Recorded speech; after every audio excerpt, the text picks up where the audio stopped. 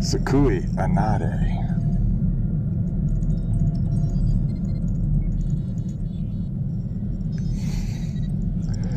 Hola, Anade. This is HK7335 coming at you on a workshop Wednesday. And a Mandalorian is never late, nor is he early. He arrives precisely when he means to. So, here I am. Today we're going to be talking about a couple of things. First, I'm going to be working on just some very loose concepts for a kit bash prop that I'm working on. And also we're going to talk about slicing strategies, positions for parts, for hard to slice parts that you may have trouble with getting to stay on the print bed. Before we get any further, let's say hello to everybody. Hello Toshiro, welcome in. Hola, glad you could make it. Kamari Kusanagi, Sakuigar, welcome in.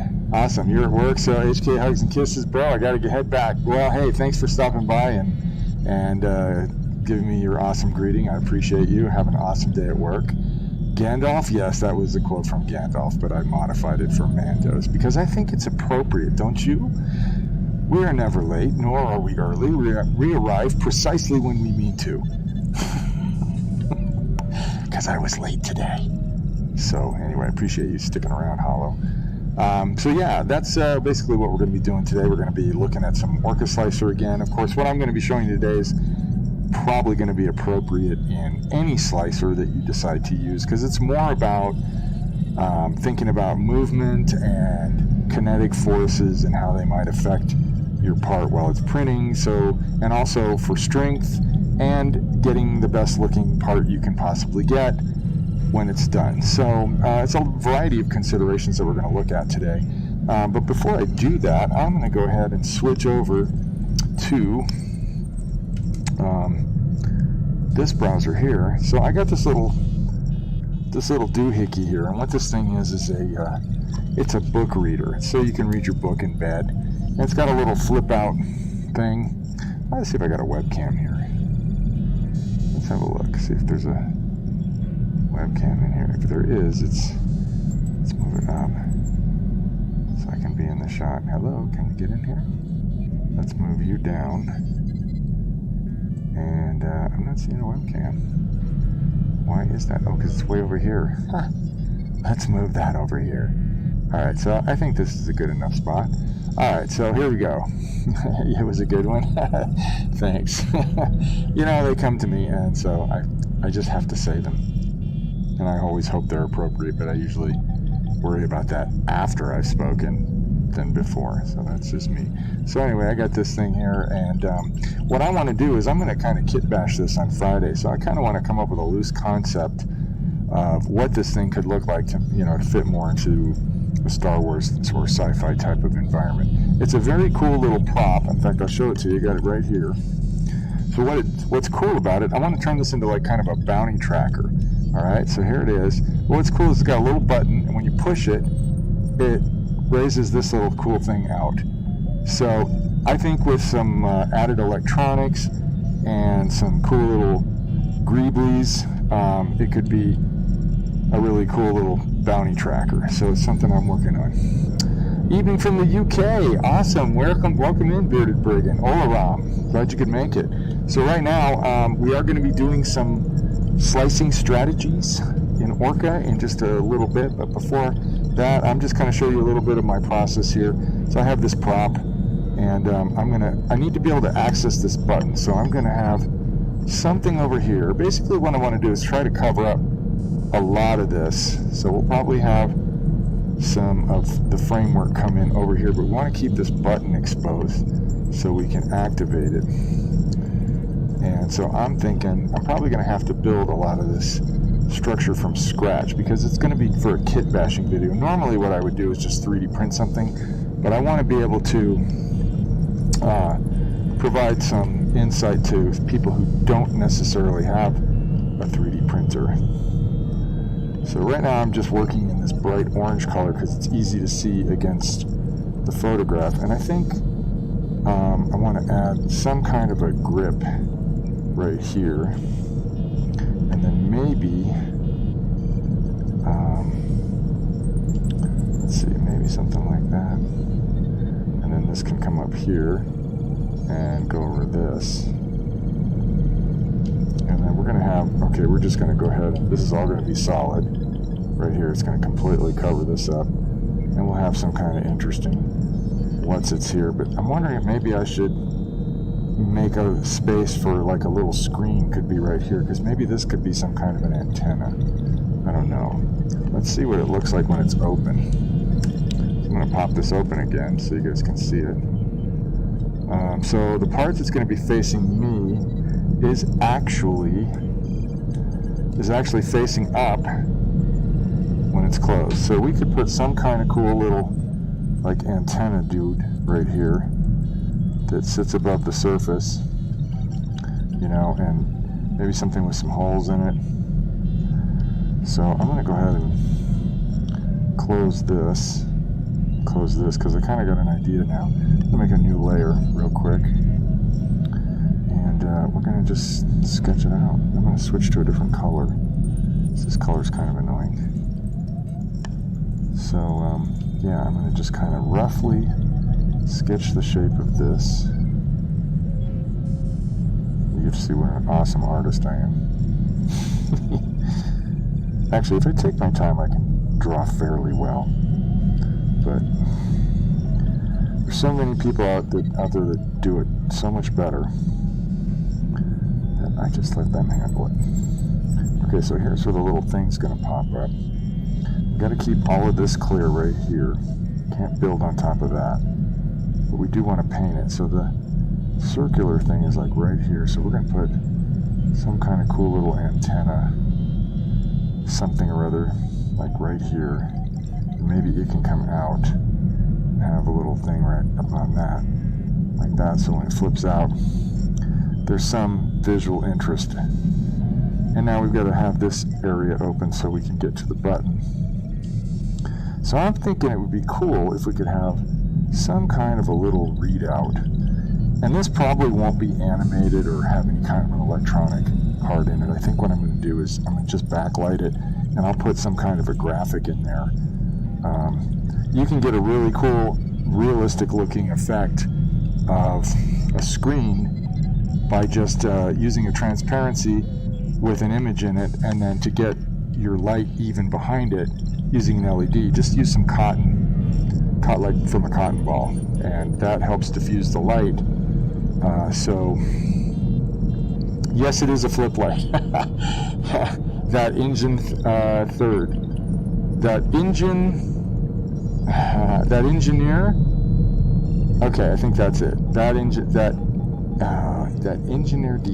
Engineered. Okay, I got it. Sorry, that took me a moment. I'm a little slow this morning. I'm still finishing my second cup of coffee, so forgive me. He wanted to do some sort of a bounty hunter scanner. Yes, that's correct. So I'm going to build on top of this, and I'm going to be kit bashing this whole thing. So I'm going to cheat, and I am going to print out some plastic sheets that I can cut. I do have some plastic, let's see, did I bring my box in here? No, I didn't bring my kit bashing box in here. I do have some, plastic styrene strips that I can use for adding structure to the box that I make. But I'm going to go ahead and make a, so I'm going to add some kind of a little detail right here. So like maybe like a thumb trigger or something. I mean, I don't know how intense this thing would have to be, but I want it to look kind of neat, you know? We're going to go to the trouble. So it looks cool when it's sitting on a shelf. My hand will cover most, or sitting on my belt, hanging off my belt, yeah. So they'd maybe have some kind of buttons right here of some sort. But yeah, okay, so that kind of gives me an idea of where I want to go, and I kind of feel like maybe I want something up here too. Something that just kind of expands beyond the top. So, yeah, okay. I think that's cool. So that's cool. So we'll go ahead and just save that. Actually, I don't think I even have a name for it. That's 2 cups more than what I've had today. So, I'm sorry. That's terrible. Why do you not have coffee, or are you just not drinking coffee anymore? Well, I'm sure you have your reasons, and if they're personal, I respect that. All right, so we're going to go ahead and talk about slicing strategies, okay? And specifically what I'm referring to is when you're printing, there's a lot of forces that affect your part. And when your part is done, how you print it is going to determine, first of all, how much work you're going to have to do to make it look nice, if that's a consideration. Sometimes you may just be printing something out just to print it out. Oh my gosh, you have not had a single one this day, and it's 9 p.m. Well, good for you. You know, coffee's actually not that good for you. And I actually stopped drinking it for a while, but lately I've been so busy that I've kind of needed that extra caffeine boost. It's been helping. So at some point I'm probably going to be off of it. I am actually drinking some chai tea right now, and it's very delicious. So yeah, slicing strategies. So back to what I was saying is how you orient your part is going to determine a lot of things, like how well is it going to stay on the bed while it's printing, how resistant to vibration is it going to be, and what's it going to look like when it's done. Are you going to have to spend a lot of time post-processing it, or are you going to be able to do fast and easy post-processing because you're not looking at a lot of stair-stepping? So there's a lot of considerations to make when you're printing. You can sometimes just throw things on the bed, but let's go ahead and bring something in that's interesting and kind of difficult. Let's see what we got. Something off of the Gen 3 gauntlets will probably be good. Let's look at this. Let's look at the. Okay, where's my? I need to get into my STL files. All right, sorry guys. I'm hurrying. Here we go. Let's get this. This thing's pretty tricky. And it's, oh no, this is not what I wanted. Well, actually, this isn't bad. We'll bring this in and we'll bring the other part of it in. Hang on. Let's import another STL. And we're going to bring this in. Okay. So this is the whistling bird for the Gen 3 gauntlet. Now, a lot of you, if you're new to 3D printing, may be tempted to just say, well, it's sitting on the bed.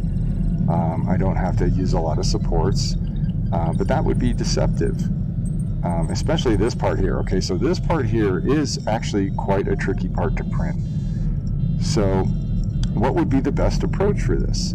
Well, you could leave it as it is, and you could run some supports under here, and with the new interface layers, it might come out okay, but that's going to be a lot of material that you need to remove. And because this thing isn't perfectly horizontal, you're going to get stair-stepping under here. Now for this particular part, this area is going to be hidden. It's going to be attached to the gauntlet, so you'll never see it. So stair-stepping may not really be a big deal. However, that can have an effect on how well it fits into the other part. So it can affect your tolerances. Not a lot, but it's just something to think about. So the other part of it is that this might print pretty fast, but you will need to support all of this. Now what if you flipped it upside down? Oh, thanks. I just got my kit bashing box. What if you flipped it upside down? Well, again, you're going to need to support a lot of this area. Now some of this might actually bridge, but this won't back here because there's nothing supporting it. I mean, let's go ahead and just flip it upside down and see what happens. No, that's not what we want. We want this. Okay, so let's click on this and we'll flip it over. So let's see what we got. Okay, so now if we printed this, this would all come out pretty nice. You will get some stair stepping here, but it'll be minimal. And as I mentioned, this part connects to the gauntlet, so you're never going to see it. But down here, this is another story. Now conceivably, this might be able to be handled by bridging, but not entirely. I think you would be able to potentially bridge this area here and these, but again, you won't be able to bridge this and in the back because there's no framework here. This is just completely cantilevered. So you need supports back here. Now this might be an option. this might be a way that you could print this out. But let me show you how I've been printing it out, because it comes out really well all the way around. And I've been printing it at a layer height of 0.15. All right, so I'm going to go ahead and put it, I'm going to click on this, and I'm going to stand it right up on this face here. So this is how I'm printing it right now. Now let me tell you why I'm printing it this way. It's not the greatest, but ultimately I'm going to come out with a print that looks really nice. In fact, let me actually open up the file that has this in it. No, I don't want to save that. Let's just load this up. Okay, so here's the one I just printed. And you can see we actually have it pitched just a little bit. So the reason I did that is because right now I've got it lined up with the x-axis. Okay, so there's going to be very little movement on the y-axis. We are going to need to put some supports in back here, but the reason why I did this is because we're going to get a very nice layer stacking here. It's going to be very clean, and because we're printing at a let's see, what are we printing at here? We are printing at 0.15. Okay, so that's very, very small. Standard is 0.2, so we're below standard. And this machine that I'm sending it to will actually go to 0.08. So almost resin printer quality. You use a filament printer for this, right? Yes, I do. And the reason is I actually tried printing these on my resin printer, and I was getting a lot of warping, even with my exposure turned up. So I wasn't getting the precision that I needed. This part really needs to fit perfectly into the gauntlet, because the top part of the whistling bird goes on, and it fits exactly into this little area. And the reason why it's like this instead of just being one piece is because this is designed to hold. Let's bring that piece in so you guys can see it.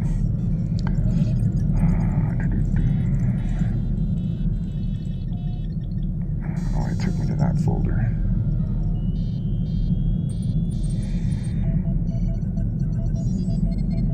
Yeah, there we go. So this was designed. No, I keep bringing this base in. I keep getting that wrong. Okay, it's not the base.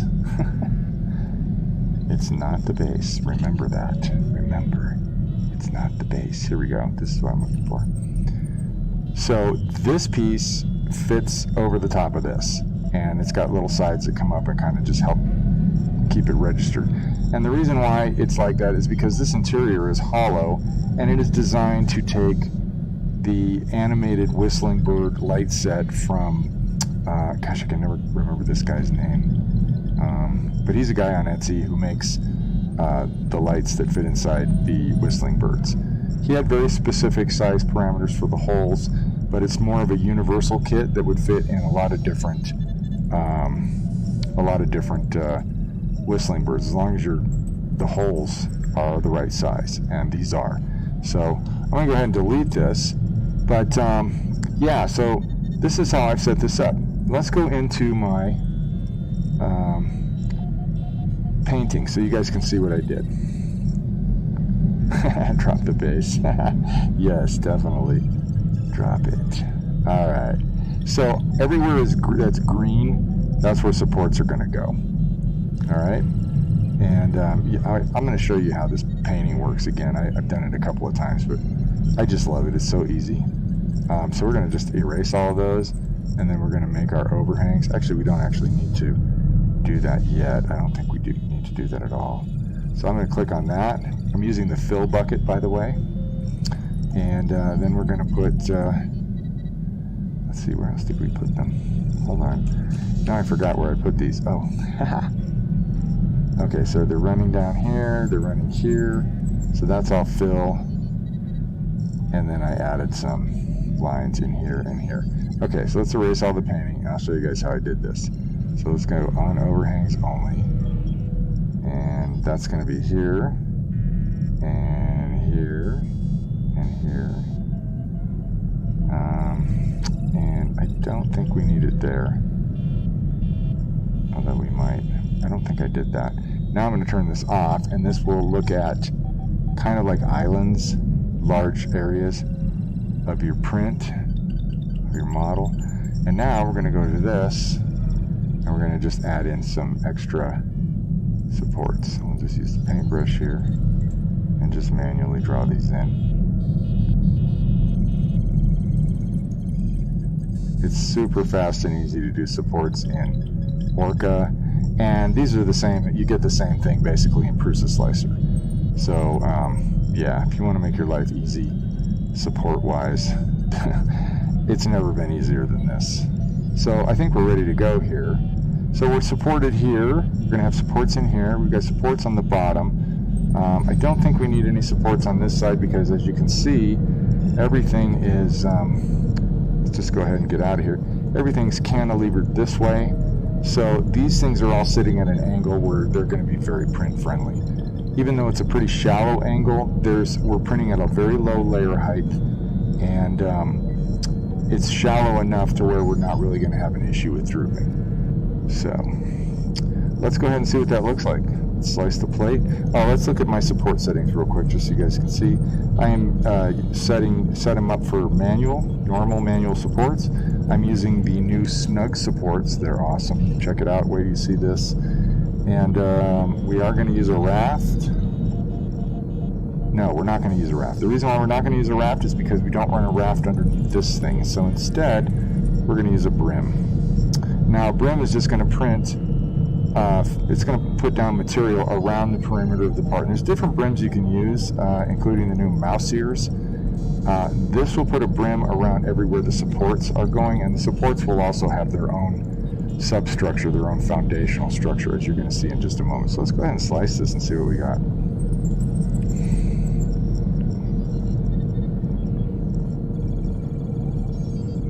All right. So obviously we have no supports on this thing here, which is good.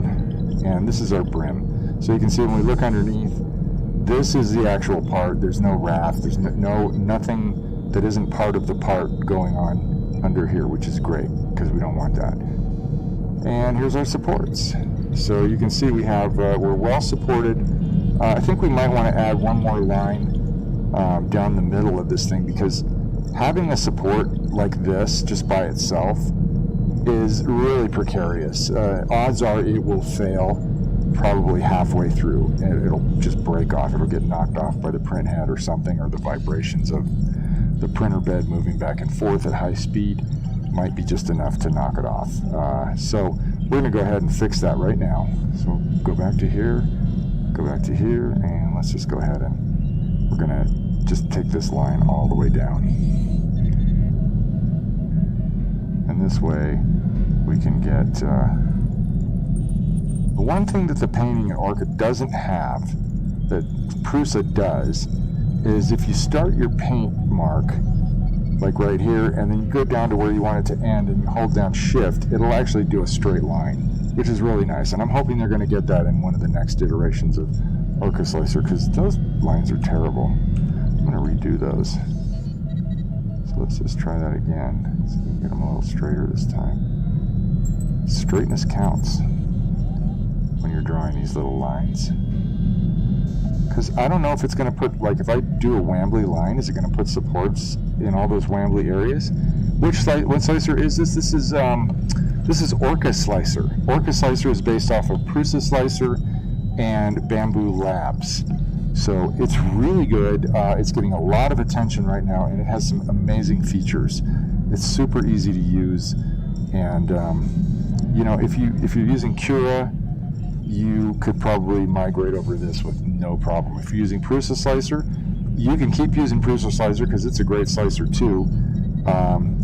And it's almost identical to Orca Slicer. They're very similar to each other. So if you wanted to use Orca and you're already using Prusa Slicer, you're not going to have any problem with this. This is basically going to be very, very easy for you to get into. So, all right, we've gone ahead and do that. Let's go ahead and slice this. And then we're going to talk about this orientation here and why I think it's more advantageous than doing it flat.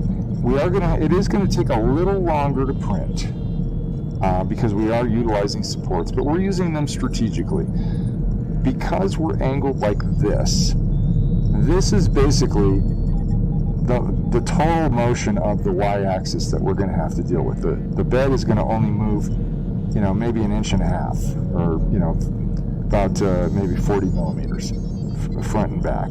So that's not a huge amount of motion. We're not going to have a lot of time to build up huge amounts of momentum that are going to be a problem for this. Our x-axis, this thing is in line with the x-axis, so the x-axis is doing most of the moving, going back and forth between here and here. We're going to get very nice layer lines, as you can see. We're going to get very nice layer lines in here that are going to be very easy to clean up and paint. In fact, if the print's nice enough, we might not even really need to do much in the beginning. We might be able to just shoot this with filler primer and then wet sand it. So Cura kind of sucks. Cura totally sucks. I hate Cura.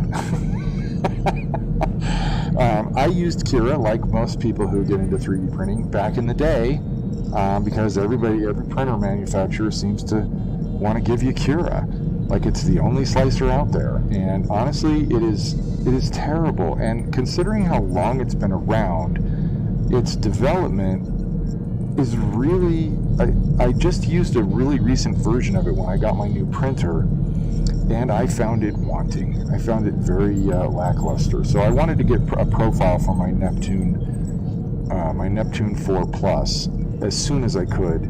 Unfortunately, somebody on the Elegoo Discord provided one, and it was actually for the Neptune 4 Max, but apparently the only difference between the Max and the Plus is the build volume. Everything else is the same. So, you know, all I had to do was change the build volume in my setup here. And I got all the different sizes. I got 0.2, 0.15, 0.08, and I think there might even be another one. But those are the ones that I've been using. Mostly 0.15 and 0.08. So for really fine detail stuff, I printed really small things on here, and they came out amazing. But anyway, back to the strategy here. What the point of this is that we're going to end up with a part that looks really nice, and because of how we've supported it, it should survive the printing process very easily.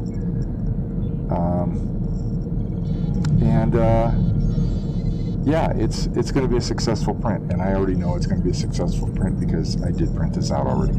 But you know, I wanted to show the difference between this and printing it flat. Let's actually go back and let's bring this part in again. Now we're going to bring this part in on purpose. Now we want to drop the base for real. Okay, so we're going to bring this in again, and we're just going to leave it like this, and we're going to just explore some different options with it. We know that all of this down here will have to be supported. This angle here will most likely have to be supported, and so that's just not really ideal. So I'm going to go ahead and flip this thing over, because I think we might actually have a better shot of pulling this one off versus the other way. So we're going to leave it like this. We're going to go into here, and we're going to tell it to only paint on the overhangs. And I'm going to go ahead and hit that. So we're going to get supports all through here, and that might be sufficient.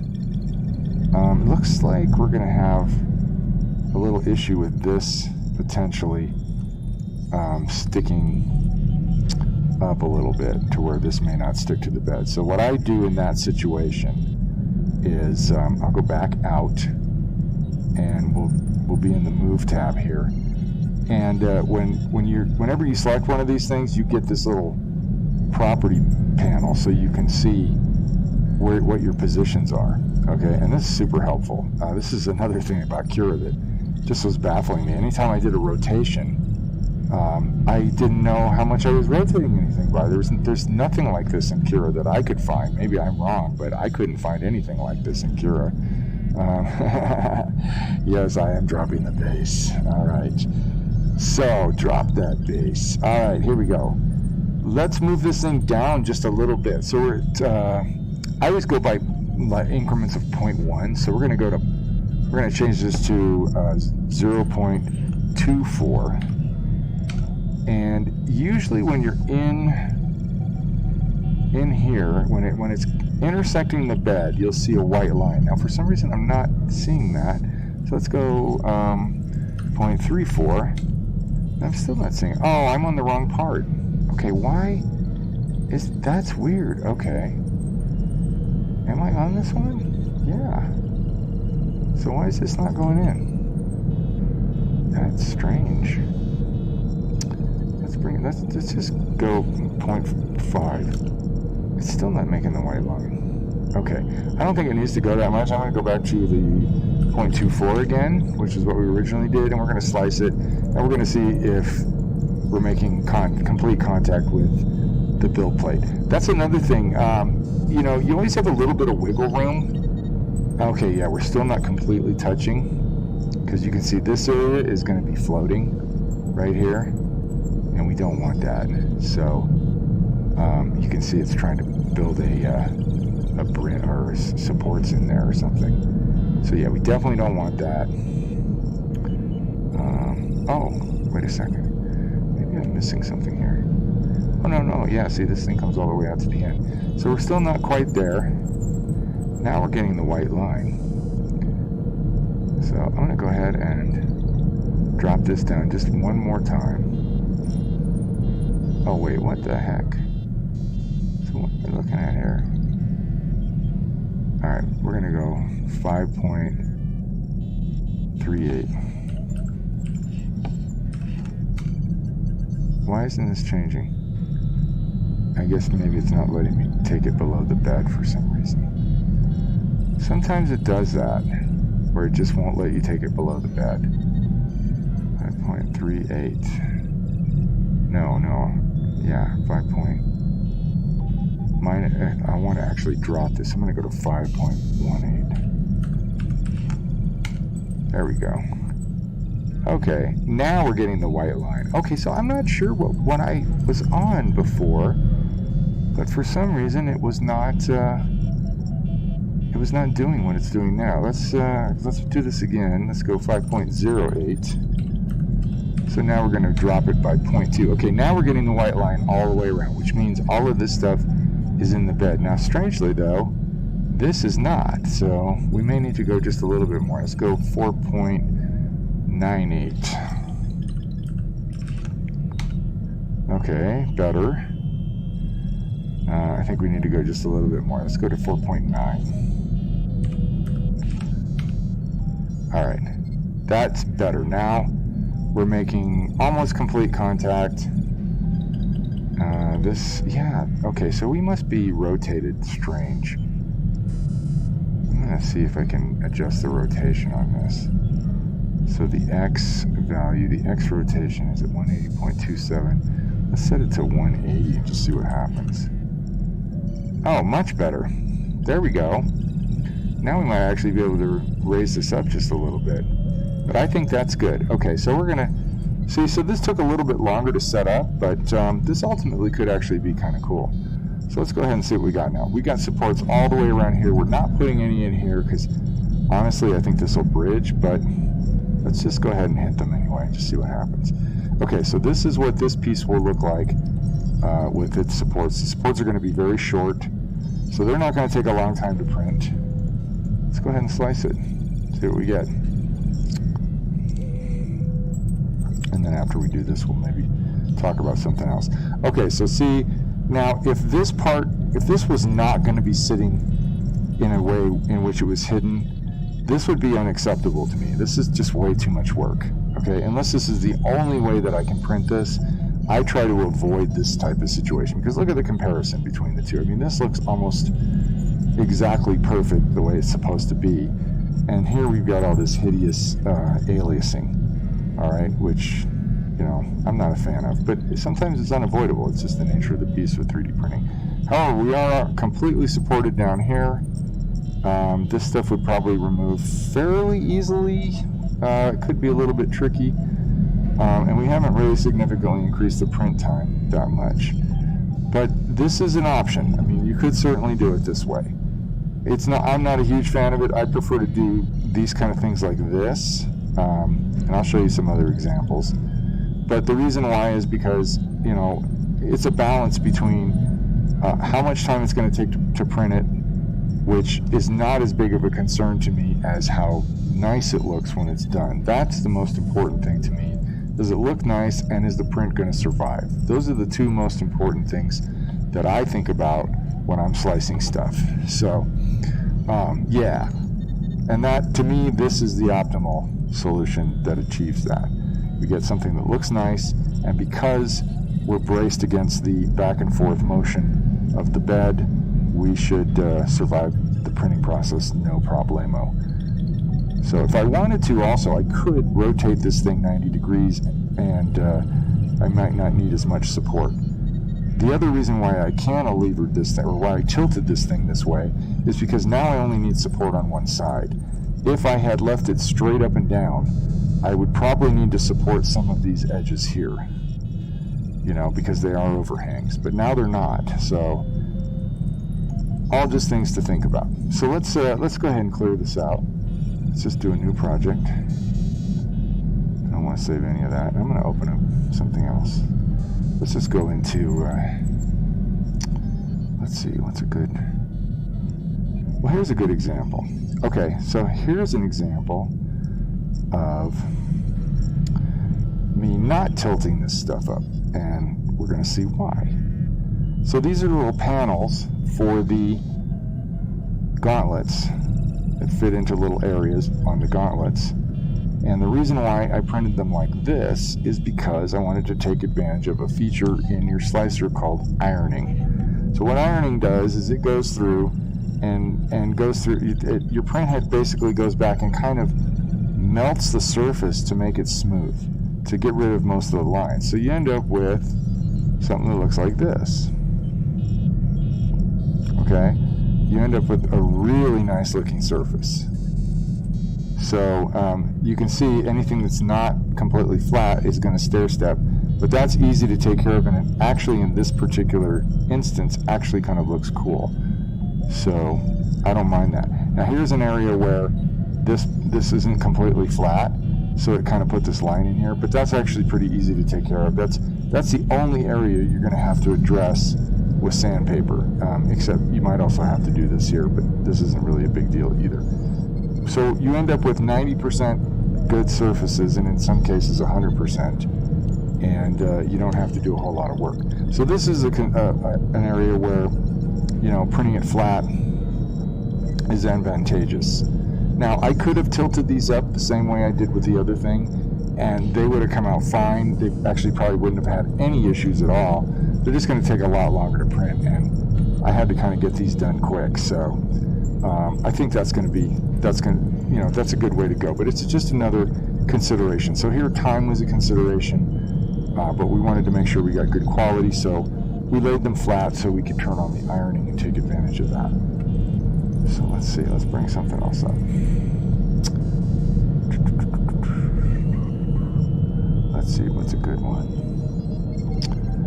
I'd say probably any of these, but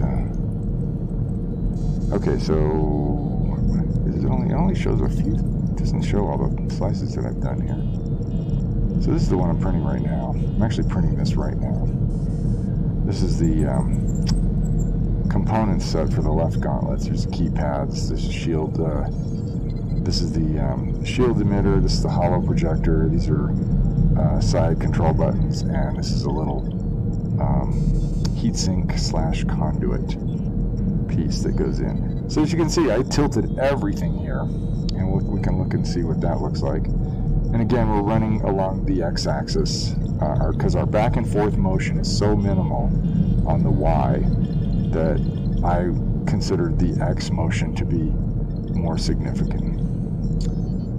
So, and I wanted to optimize that. So I think by running all the parts in line with the x-axis, reduces the travel movements, reduces the overall vibrations, and it's just better all around. This, you know, I've been doing this for a few years now, and this is the kind of setup that I find produces some very good results most of the time. So, yeah, all right, so enough of that. That's basically, I think you guys probably get the concept by now. Now I'm going to go back and I'm going to draw some more. let's see, we are going to go into here, and we're going to draw some more for a little while. Where's my pen? My stylus. So let's see, what else could we do here? Let's go ahead and make a new layer. Alright, and we're going to set the opacity to this layer. We're going to drop this opacity down just a little bit so we can kind of see a little bit of what we want to do. So we can definitely, I think we can bring this out up here a little bit. Oh, I'm in the wrong layer. I need to be in this layer. Okay, so I'll probably round the corners out when this thing gets made. And I just gotta make sure that we don't interfere with the action of this little flip up dude, because it's so cool. And it's entirely mechanical. That's what's so awesome about it, is that there's nothing powering that. There's no motors or anything in there. It's just spring loaded. So it's really cool. Oh, cool. I'm glad you know. Which part are you talking about? The orientation strategies for the parts? Well, if so, I'm very glad that you got something out of that. I never know. So to get that kind of feedback helps me, is really super helpful for me, because you know, I don't want to waste your guys' time if you don't know any of this stuff. So I know there's a lot of new people that I've been interacting with who are very new to 3D printing, and you know, so I've been doing this for like daily, like 24/7 for 5 years now, and the grind started 5 years ago, and it hadn't let up until just recently, and that was by design. It's very likely we could still be doing it, and I probably wouldn't even have time to do this stream right now. So Bearded Brigand, that's very helpful. I appreciate you sharing that with me. So we'll do more stuff like this, and you guys, you know, if you have questions, please ask. You may not know the question to ask, though. I get that. So it's but if, you know, if I'm talking about this and you got a question about why I'm doing what I'm doing, please ask. It's not going to offend me at all, and you know, I want to help you guys learn if that's what you need. That's why I'm here. So if I can turn my experience into something useful for someone else and helps them, you know, become a better printer or maker or whatever, that's my whole reason for being. So I appreciate you. Thank you very much. All right, so here we go. Let's see what we can do here. So I know I want some kind of a screen. I think I want to do some kind of a sort of a retro style bezel around this thing right here. So I'm going to do this. I'm going to make this screen just a little open up. So this is going to be our little screen. We'll just put a little crosshair in there or something so we know that that's a screen. And I'm thinking maybe buttons are right here, because they're going to be more accessible to the fingers. So maybe we got a couple there, and then we have maybe a couple more right here that you can push with your free hand. So we'll do like maybe one big button right here, and then maybe a couple of small ones right here. So we don't want to go crazy with the buttons. I mean, so this is a multi-bounty tracker. So you can track like up to 50 bounties at once.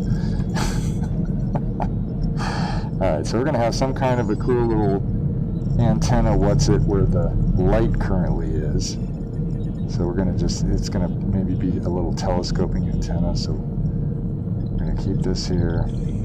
And, or maybe we put a light on the end of this. Maybe we have a little blinking light up there that flips out. And I'm not sure, maybe it needs to be going this way. It's all depending on how but I think if I look at it, where is it? Here it is. So yeah, okay, I've got it going the right way. So if I wanted to put an antenna there, I just gotta make sure it's not gonna interfere. Nope. Okay, cool. It will not interfere with the motion of this thing at all. So I want to put the antenna like right on this thing, so it would be sticking up like this. And you can see when this pops out, it's not going to interfere at all. The only thing is do kind of want that. I guess it kind of goes like that. So you have to be holding it like that, so the antenna is going to be sticking up and maybe having a cool little blinking light in it. This thing is just the neatest little gizmo. It's super simple. Whoever thought of that, that's brilliant engineering. I love that kind of stuff. I'm always in awe of it. I would love to be that good of an engineer. But I'm just, still learning. What I want to figure out is, there is like a zillion types of fasteners and hinges and latches and spring-loaded things, and I don't know what they're called. I'm really good at searching on Google to find things, but if you don't know what something's called, then how do you search for it? And I'm wondering, is there like, in engineering, is there like the big book of gizmos that, where they can look everything up and know exactly what they need, or did they just invent new stuff as they go, even though there might be something already out there that fits the bill, but they don't know about it, so they just invent something new? I don't know. It's an interesting question. It's definitely a head scratcher for me. If you guys know, let me know, because I think it's really interesting, but I'd love to know more about like what's available to put things together. Oh, thanks, man. Well, I appreciate that. I have a couple of buddies who went to the Art Center School of Design in Pasadena, and they're incredible artists. My buddy Eric was already an amazing artist before he went to school, and he's just incredible. And him and my friend Dave, they both worked for years as professional concept artists in movies and TV, and that's how I met them. So, great guys, super talented. But I appreciate the compliment to Shiro. That's very nice of you to say that. So, okay, so we're gonna have some kind of like a push buttony thing here, because I'm imagining it's in your hand. You can go, something you can maybe cycle through your 50 bounties. Click, click, click. So, is that where your thumb goes though? I don't know. No, your thumb's actually going to be over here where the power button is. So, you have a button right here. So you have to use this finger or this finger.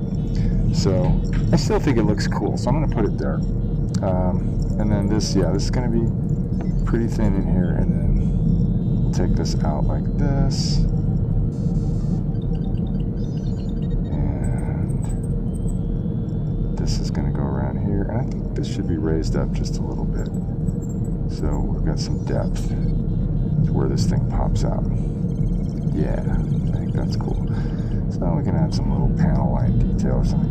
It's just, I don't want to make it too detailed. If something this small, you don't want to go crazy with the detail, because then it just becomes noisy and cluttered, and there's probably too much there already.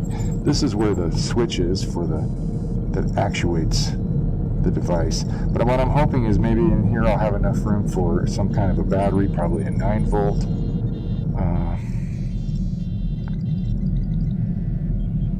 You can try to call it what you think it calls to you. Maybe you might, that's what I've done. I've done that in the past, and sometimes it works. It's hit or miss, because knowing the name is definitely helpful. Bearded, thank you, brother. I appreciate you. Enjoy your night shift, and thanks a lot for being here. I appreciate your interaction and your participation. We'll see you next time. All right? Take care, brother.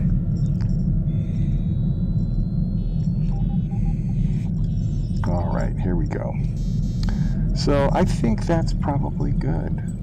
Let's see. Yeah.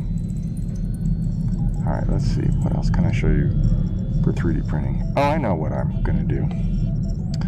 Let's, 6mm Mando. Awesome. Welcome in, brother. You're finishing up design for your functional tracking remotes for the Bounty Hunters Guild at the Galactic Civil War event series. Yours is just based off the ones seen in The Mandalorian. Okay, so you're talking about the handheld thing. You like this thing? You want it? That's fun. Well, 6mm. I'm trying to basically kit bash this thing to be the thing on the screen. So I'm going to be kit bashing on Friday when I do Forge Friday. And I just found this thing. I don't even know where I got it, but it's so cool because it's got this little action, this little push button action where it's spring loaded and it pops out. It's a book reader. So you know, I want to dress it up so it looks a little more interesting. So so I've decided that it is a multi-bounty tracker. You know, that you can track multiple bounties at once with it. So, yeah, your grenade launcher is badass. There's no doubt about it. So yeah, basically the thing fits inside this. I'm gonna print out some sheets of plastic. I mean, normally I just go and get some sheet styrene, but I have a 3D printer, so I'm going to cheat and I'm going to print some sheets out that I can cut. But the rest of it, yeah, I'm going to kit bash this thing from scratch, because normally, obviously, I would just 3D print all of this stuff and have this thing move in, you know, fit inside of it, and have, you know, little access ports for batteries and electronics and whatever I want to put into it. But I want to do, you know, I'm going to be talking about kit bashing, so, you know, we're going to be making this thing from scratch and doing it old school. So, you know, so for people who don't have 3D printers that might just want some insight on how they can actually make something, you know, with nothing, because you could actually use like cardboard, or I don't know if I'd do cardboard, but you know, you just go to the hobby store and buy some sheet plastic, or you know, maybe you got an old storage bin that you can cut up into plastic strips, you know, that you could build with. So, you know, there's a lot of ways to do stuff, as you know. Hey, 6mm, you're a darn good engineer. Where do engineers find out the names of all the gizmos that you can use in engineering and making things? Because I'd just love to know that. I'd love to know if there's like a big catalog of like all the gizmos and whatsits that you can use to make stuff. So, yeah, big question mark. What do you call... I don't know why I'm writing this. The whatsits. I don't know. Question mark. So anyway, all right. Let's see what else we can do here. I'm going to go into Blender. And we'll switch over to that in just a second. Just got to get this thing to conform to my background that I'm using, because right now I've got it fully expanded and you guys will not be able to see anything. So I'm going to just put it up over Orca. Alright. Let's go ahead and switch over to this. Alright, we're in Blender.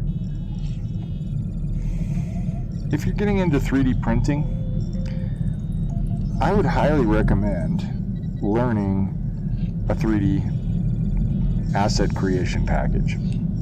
A lot of people like Fusion 360. I get that. It is really cool because you are making, you know, functional real-world parts that can be designed to incorporate a lot of different things. And at some point, I'm probably going to be using it. But my tool of choice right now is Blender. I love Blender, and Blender's getting a lot of love, and it even has some CAD stuff now. So let's go into, I should save this. I'm going to save this as something. This is for the gauntlets. I'm going to save this as a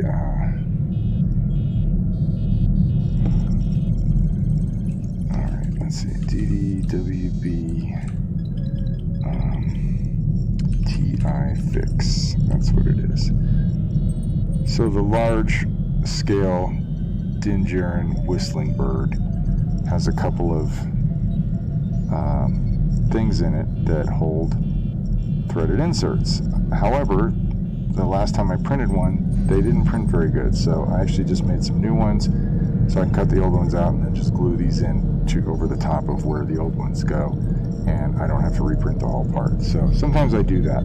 I'll just go ahead and make something that fixes it and allows me to keep the 90% good part that printed and not have to throw it away, because I hate throwing stuff away, especially when it's mostly good. It's just a couple of little areas where it went south, but it didn't ruin the whole print. It just, you know, made it non-functional for threaded inserts. But we can fix that. So I'm going to go into a different, go into my TS88 macro binoculars, because we are working on some adapters so we can get these onto the gunny helmet and the pilot helmet and this helmet, because I think this helmet would look really cool with some macro binoculars. What do you think?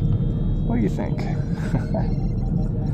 So yeah, what I have to do that is I have this, kind of universal adapter here already, and I have to adapt the gunny ear to incorporate it, and we kind of got that. Let me see what's happening here. Okay, yeah, here's the part that I'm going to install into here. So I just need to modify this ear for the gunny. Now you won't be able to use the ear cap, but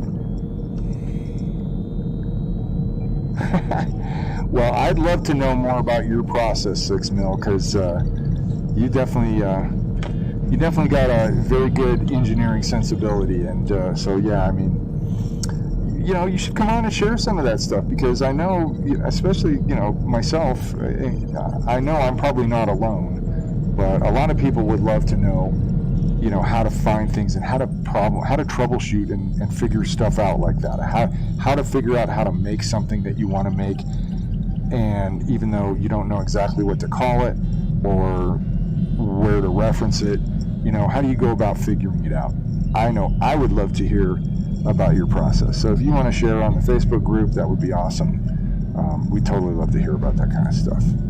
That's what it's all about. And obviously you use your stuff for airsoft applications, but I think those kind of techniques could certainly be used in any aspect of cosplay, especially DIY cosplay. So yeah, if you feel so inclined, we would be happy to hear how you do some of the stuff you do. So just putting that out there. So yeah, I've got to get rid of this. I got to make sure I'm actually on the ear. So let's just hide this real quick. Okay, so yeah, so now I just have to cut this stuff out, all this extra stuff. I'm gonna make this the tracking remotes I'm building will house the RF tracking remote for cats. Ah, nice. Very cool. You could also use those little AirPods, I'm guessing, but what you're talking about is probably very similar to that. So, all right, so let's see. Yeah, that's neat. That is neat. I love it. That's the kind of stuff I'm talking about. I wonder if I can keep this aspect of the ear. That would be nice, honestly. Let's do a live show together sometime. That sounds pretty cool. I would definitely say after the holidays, but I'm down for that. I think that would be really cool. I think it would be really cool. I am working on that sort of a venue where it's me and, I have a guest come on and we talk about whatever that guest does. I've already got a couple of people in mind, and now I have you. So I appreciate you putting that out there. We will definitely talk about that. So look forward to hearing from me on the Discord. We'll hook up and we'll figure it out. Thank you very much. That's awesome. All right, so yeah, I think that's going to have to go. Simpler is always better, I find. So what I want to do is be able to just rebuild this around this ear. So there's a lot of material that has to be removed, but I think we might be able to do most of it in an easier way. Let's use the select lasso for this, and we're going to reveal as much geometry as possible, all the back-facing stuff. And let's see, I think this piece is going to, let's just take out that much right now.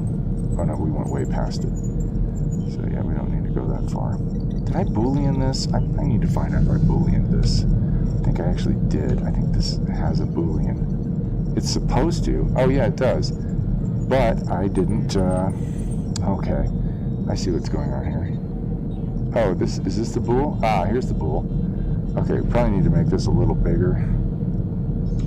Yeah, this is gonna have to be a little bigger. So we're gonna take this. We're gonna go from here all the way around to about right here. Nope, that's too far. We need to go to here. Take that out. I'm just below that. Okay, so I'm going to take this and we're going to just extrude this out along the normals and see if we can just clear that whole section there. All right, now, so this is going to be a cutting tool, as you will see in a second. I'm going to go ahead and hide it. Nope, that's not what I want to hide. I want to hide this. And we're going to hide this momentarily. So we're going to clear this out. And we want that to be a difference. Why isn't it doing it? It's not removing anything. Okay, I better check this part and see what's going on. So maybe this thing is not solid. Oh, there's the problem. Yeah, you can't Boolean cut something if there's nothing there to cut. So let's go ahead and fix that. Are we all the way around? Yes. Alright, and let's go ahead and inset that just a little bit. So it'll work. It'll just be cleaner, I think. Bring these all the way in. And then we'll go ahead and poke faces. I probably could have just done that, but I like to have a segment or two. In fact, I'll probably add a couple more right there, and we'll go ahead and add a couple in here. And that way we'll get, it's easier for the Boolean to be calculated if you've got more segments. So yeah, I highly recommend if you do any kind of 3D printing and you want to learn how to make stuff for yourself, you don't necessarily have to be making cosplay props. I fix things around the house all the time with things that didn't exist until I built them in Blender and printed them out. So in fact, I got this, my kitchen window has like a storm window that goes over it for when it's cold, for like right now in the winter time. It kind of helps insulate it, turns it into sort of a double pane window. And the attachments for it were really bad, so I ended up creating these whole new corner brackets that go on and hold it in, and I chromed them and made them look really cool and everything. So yeah, I mean, there's an example of making something that you need, and you can make it yourself with 3D printing, and all you got to do is have access to a modeling program, and Blender is about the most accessible you can get. Not only is it ridiculously powerful, but it's completely free, and you can do video editing, you can do compositing, you can do sculpting, digital sculpting, and of course you can do what I'm doing here. You can also animate, character animation, motion graphics, you name it. I mean, it's just crazy, the things you can do in Blender. It's mind-boggling. I don't even know the half of it. I'm trying to learn now. I'm kind of, you know, I'm kind of way too old school on how I use Blender right now. There's all kinds of things to make things easier. So let's go ahead and run this Boolean now and see how this works. Let's bring this back, and oh, and now you can see we have a nice cutout. Now I'm not crazy about that right there. That's a little pointy, so I think I might want to just slice that off right there. So let's go ahead and turn off the visibility for the Boolean, and let's bring this back. So this is where we're getting those little points, is right here and here. So I think what we're going to do is we're going to take this and we're going to get rid of these faces here, all the way to where the point starts, or actually just to about right, I think about right there. That's where I want to go. So I'm going to take those out, and then we're going to take this one out, and then we're going to just connect these, because I actually want it to be more straight. And then we'll go ahead and put a couple of cuts in here so everything lines up. And we're going to do the same thing on the inside here. So look, I'm in see-through mode, so I can see the faces in the back. Okay, so that's good. I'm going to do the same thing over here. Check these guys out. Check these out. Go right to there. That looks good. And let's rebuild it. And I'm going to do the backside first. Oh, I got to put the two. No, right here. These are called loop cuts, by the way. I should have my screencast keys on so you guys can see. Oh, I do have my screencast keys on. So that way you can see what I'm actually doing with the keyboards. Oh, you know what? I just realized I have a small problem. Minor problem. That's easy to fix, but we'll have to isolate this object here to do it efficiently and see it clearly. So I'm going to hit the slash key, and now the object is all by itself. And what's happening here is we've got all these little edges and vertices and nothing for them to attach to. So I'm going to just very quickly just grab all these and then select this one and hit 1, and now I've just kind of merged them all together so they're connected. Everything's connected now. Don't have anything overlapping and non-manifold. So non-manifold is non-good, non-bueno. So, alright, so we don't have that problem over here because this is not a loop cut, but we actually do have that problem. So I'm going to solve this a different way. I'm going to take these two faces out, and then I'm going to go to edge mode, and I'm going to just select these edges. I can't see if I've got them selected or not. Okay. Nope, that's not right. So I guess I got to do them one at a time. Alright, so now I'm going to take this face, and then I'm going to go Control F, and I'm going to triangulate all the faces. So it reconnected all the points together. Now everything's connected, actually connected. Go back to edge mode. And we'll hit that. Hey, what happened? What happened? Let's try that again. Oh, I see what's going on here. Select this like this. Did that go past that?